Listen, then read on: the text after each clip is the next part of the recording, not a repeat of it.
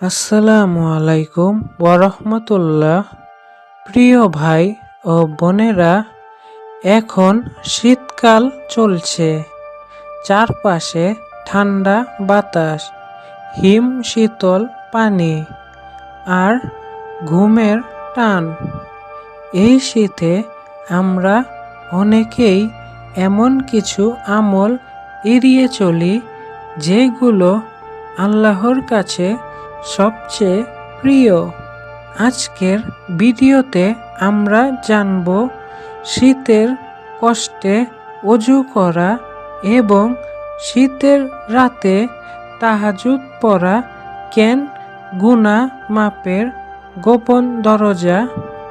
ভিডিওটি শেষ পর্যন্ত দেখবেন।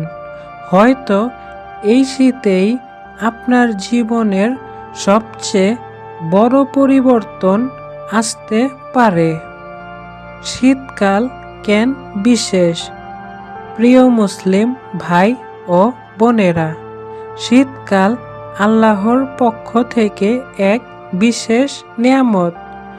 নবীজি সাল্লাল্লাহু আলাইহি ওয়াসাল্লাম বলেছেন, শীতকাল হলো মুমিনের বসন্তকাল। কেন জানেন? কারণ দিনে রোজা রাখা সহজ, রাতে ইবাদত করা সহজ, শরীর ক্লান্ত হয় না আর নফস দুর্বল হয়ে যায়। শীতকাল এমন একটি সময় যখন অল্প আমলেই বেশি নেকি পাওয়া যায়। শীতের কষ্টে অজু করার ফজিলত। শীতের সকালে অজু করার ফজিলত।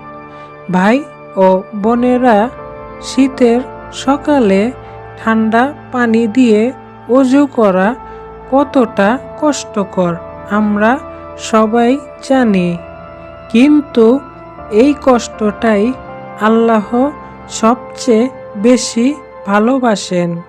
নবীজি সাল্লাল্লাহু আলাইহি ওয়াসাল্লাম বলেছেন, কষ্টের সময় পূর্ণভাবে অজু করা গুনাহ মাপের কারণ।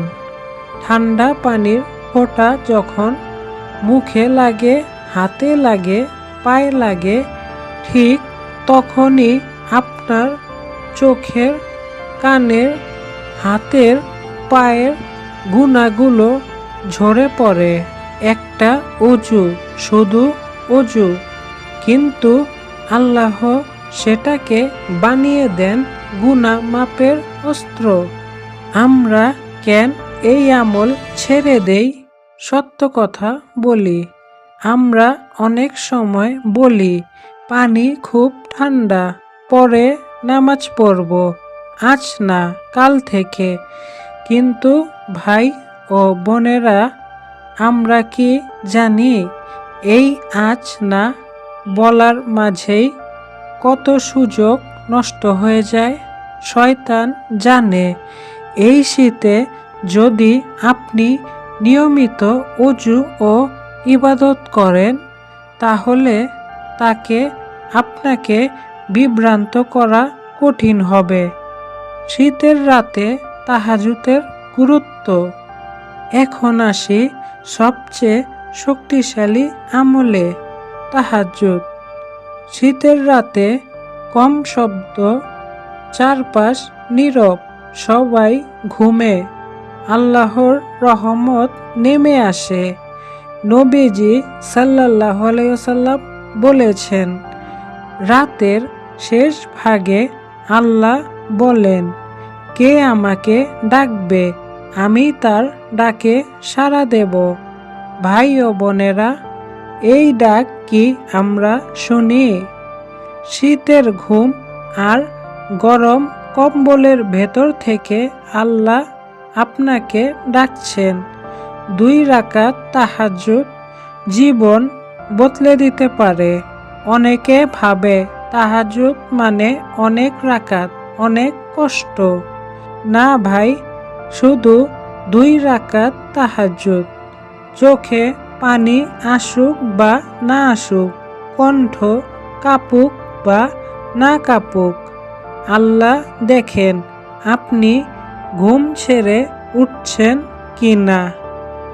এই 2 রাকাত গুনাহ মাফ করে, দোয়া কবুল করে, অন্তর নরম করে, আল্লাহর সাথে সম্পর্ক গভীর করে। শীতের কষ্টে ইবাদত কেন বেশি প্রিয়?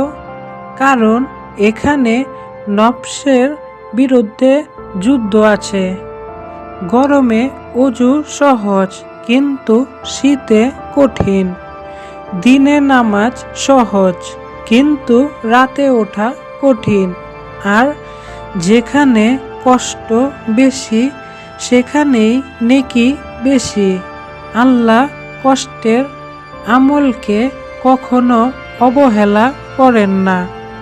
একজন আল্লাহর বান্দা বলতেন, আমি শীতের রাতে যত কেঁদেছি, আমার জীবনের সবচেয়ে বড় দোয়া সেদিনই কবুল হয়েছে।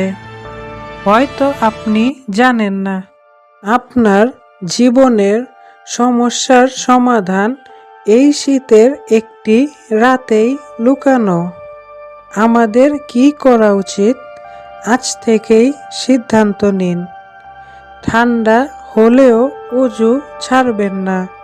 অন্তত 2 রাকাত তাহাজ্জুদ পড়বেন। আল্লাহর কাছে কান্নাকাটি করবেন। গুনাহের জন্য ক্ষমা চাইবেন। আল্লাহ কখনো ফিরিয়ে দেন না যে বান্দা কষ্ট করে তার কাছে আসে। প্রিয় ভাই ও বোনেরা, এই শীতটা যেন শুধু কম্বল আর ঘুমে না কাটে। এই শীত হোক গুনাহ মাপের শীত, আল্লাহর কাছে ফেরার শীত, নতুন জীবনের শুরু। ভিডিওটি ভালো লাগলে লাইক দিন, কমেন্টে লিখুন, ইনশাল্লাহ এই শীতে আমি বদলাবো। আর এমন আরও ইসলামিক ভিডিও পেতে চ্যানেলটি সাবস্ক্রাইব করুন। এই ভিডিওটি প্রিয়জনদের সাথে শেয়ার করুন। হয়তো আপনার শেয়ার কারো জীবন বদলে দেবে। আল্লাহ আমাদের সবাইকে শীতের কষ্টে করা ইবাদত কবুল করার তৌফিক দিন, আমিন। তো প্রিয় ভাই ও বোনেরা, দেখা হবে পরবর্তী কোনো ইসলামিক ভিডিওর সাথে। তো সবাই ভালো থাকেন, সুস্থ থাকেন এবং আমার জন্য দোয়া করবেন। আল্লাহ হাফেজ।